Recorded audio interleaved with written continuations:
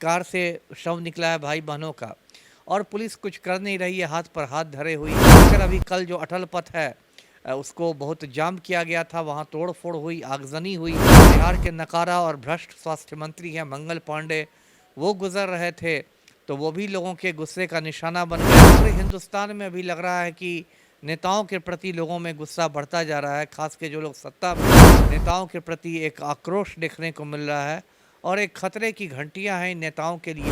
देखिए, बच्चों से तो किसी की रंजिश नहीं रहेगी, बच्चे क्या करेंगे। हाँ, जिन बच्चों की हत्या हुई है उनके माता पिता से किसी की रंजिश रह सकती है और बच्चे उसी में मोहरा बन गए। इस तरह से पुलिस के हाथ खाली हैं, उसी से तो ये लगता है कि हत्या के पीछे दबंग और सफ़ेद पोश लोगों का हाथ है।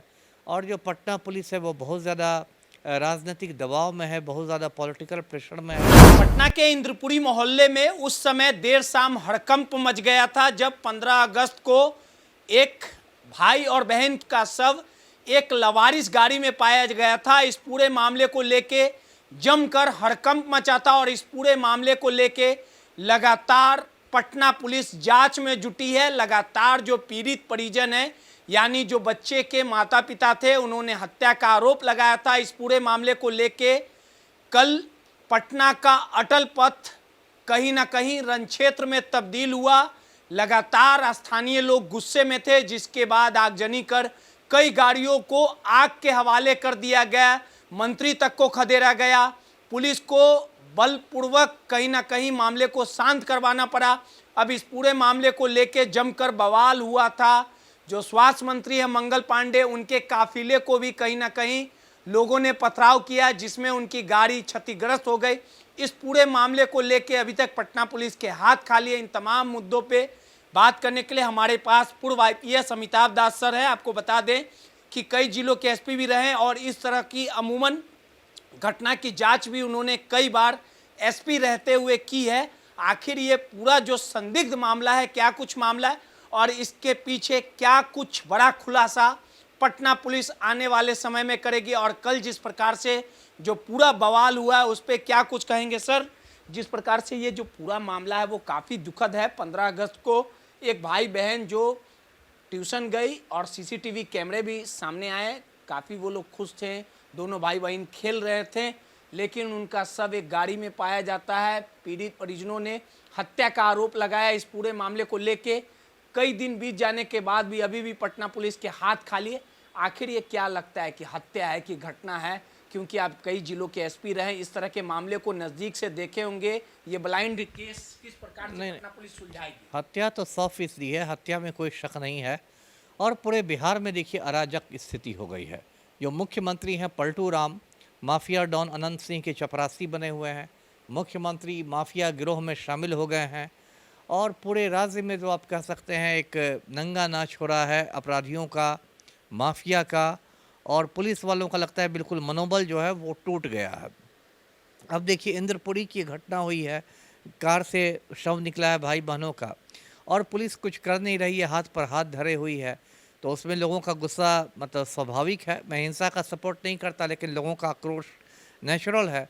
और इसी को लेकर अभी कल जो अटल पथ है उसको बहुत जाम किया गया था, वहाँ तोड़ फोड़ हुई, आगजनी हुई।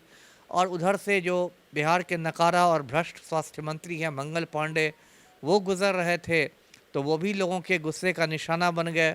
लोगों ने उनकी गाड़ियों पर भी ईंट पत्थर चला दिए। जो साथ में पुलिस एस्कॉर्ट चल रहा था उस पर भी बहुत मुश्किल से मंगल पांडे जान बचा के भागे हैं, दुम दबाकर भागे हैं। और देखिए, पूरे हिंदुस्तान में अभी लग रहा है कि नेताओं के प्रति लोगों में गुस्सा बढ़ता जा रहा है, खास के जो लोग सत्ता में हैं।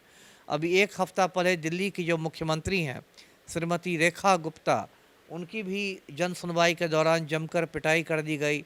ज़मीन पर पटक के पीटा गया, बाल खींचे गए, गालियाँ दी गई, थप्पड़ मारे गए। तो एक पूरे देश में नेताओं के प्रति एक आक्रोश देखने को मिल रहा है और एक खतरे की घंटियां हैं इन नेताओं के लिए कि इन पर इतना ज़्यादा सत्ता का नशा चढ़ गया है, इतने ज़्यादा ये लोग संवेदनहीन बन गए हैं कि लोगों के सब्र का बांध जो है वो टूटता जा रहा है। जी सर, इस पूरे मामले को लेकर अभी तक पटना पुलिस के हाथ खाली हैं। कल जिस प्रकार से बवाल हुआ उसके बाद कई लोगों पे एफआईआर दर्ज किया गया है। पटना पुलिस ने एफआईआर दर्ज किया। आखिर इस पूरे मामले को लेके आपको क्या लगता है कि क्या कुछ कारण रहा होगा, क्या कुछ रंजिश रही होगी और क्या आने वाले समय में अपराधी सलाखों के पीछे होंगे? देखिए, बच्चों से तो किसी की रंजिश नहीं रहेगी, बच्चे क्या करेंगे? हाँ, जिन बच्चों की हत्या हुई है, उनके माता-पिता से किसी की रंजिश रह सकती है और बच्चे उसी में मोहरा बन गए। और इसमें जिस तरह से पुलिस के हाथ खाली हैं, उसी से तो ये लगता है कि हत्या के पीछे दबंग और सफ़ेद पोश लोगों का हाथ है।